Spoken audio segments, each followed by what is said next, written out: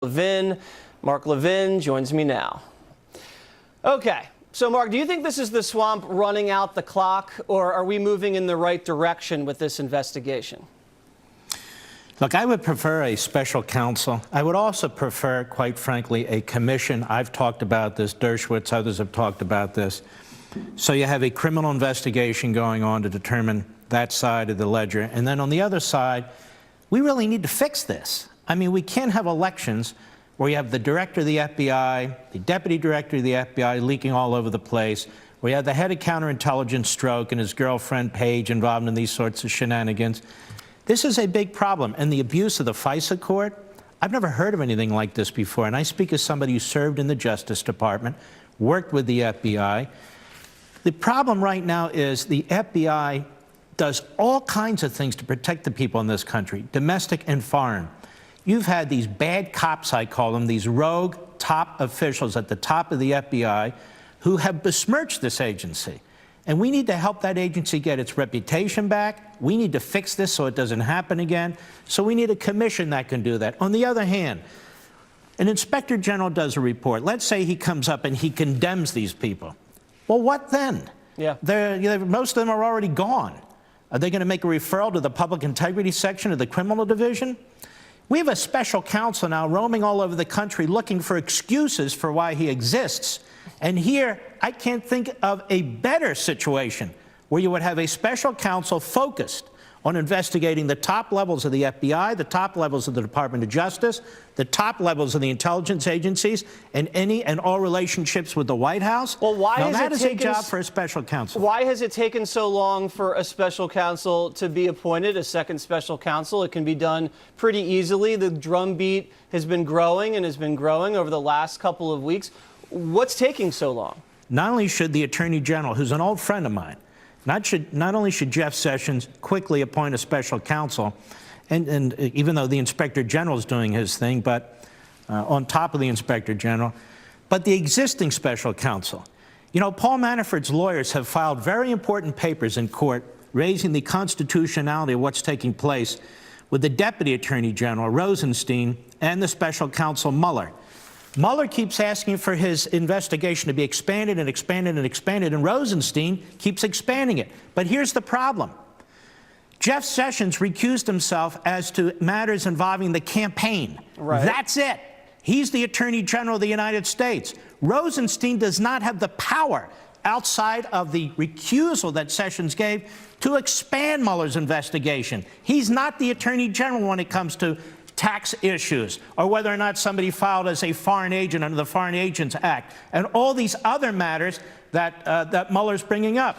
He doesn't have the constitutional authority to do it, right, because Rosenstein doesn't have the constitutional authority to be Attorney General for all these other matters. And we do know that Rosenstein was involved in signing off on some of these warrants that went in front of the FISA court to look into the Trump campaign before and after the election, because they kept on being renewed under James Comey. There's a great piece out here now. It shows that the Obama White House's fingerprints were all over this surveillance of the Trump campaign from the very beginning. We have Harry Reid talking to Obama's CIA director, Brennan, and in my estimation, kind of legitimizing the entire investigation backwards. And tell me what you found out about that. Well, what I saw kind of underscores what I've been thinking, too. How is it possible when you have a FISA court applications, extensions of FISA court applications, the director of the FBI involved, the Attorney General of the United States involved, the intelligence agencies involved, you have the National Security Advisor unmasking individuals, you have the ambassador to the UN unmasking individuals. How in the hell is it possible if the only person on the face of the earth who doesn't know about this is Barack Obama? On top of that, this stuff was in the newspaper. Right. The leaks were in the newspaper about the FISA court and all the other activity. You're telling me the President of the United States is sitting there saying, hey, and all this stuff is swirling around him, swirling around his different departments, and he's not briefed on it? I don't believe that for 2 seconds. Well, I mean, this was supposed to be the smartest man in the room, Barack Obama. He always knew everything that was going on in government, except when it was bad, then the next day he read about it in the newspaper. So he never had any culpability when there was a problem.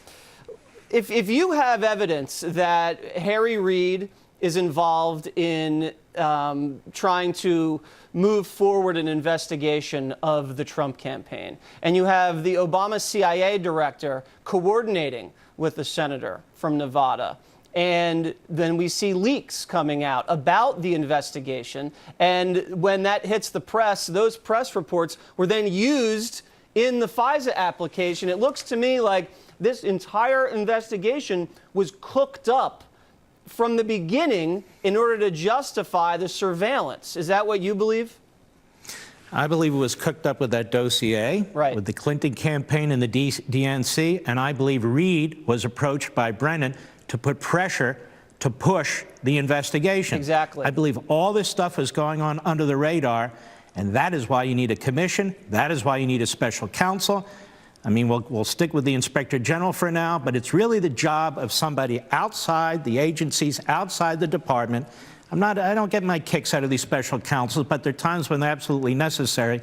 And same with the commission, real top former public officials who can sit down and figure out what the hell took place here and how to fix it. Yeah, because this Inspector General can't compel certain people from the State Department to come and testify, and he can't issue any sort of subpoenas that can force people to do what he wants to do. That would be under the umbrella of a special counsel. So it's a good step in the right direction, but in a way it's almost toothless. You have a show on Saturday night that's kicking butt in the ratings called Sunday, Life, but who's counting? Sunday, yeah, Life, Liberty, and Levin, 10 p.m. And who do you have on this Sunday? You know, we have the former Attorney General of the United States who served under the Reagan administration. Ed Meese was also counsel to President Reagan. He was counsel to Reagan when he was governor. And we're going to talk about issues like this, the FISA court, what took place. That's my hope.